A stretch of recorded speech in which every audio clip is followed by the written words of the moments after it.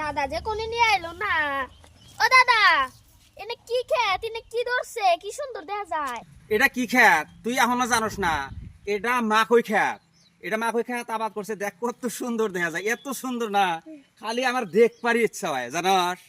গাছ তো বুঝলাম, এবার গাছ তো কোনদিন দেখি নাই। উপরে ফুল ধরে, পেড়ে ফল ধরে, এবার গাছ তো কোনদিন দেখি নাই দাদা।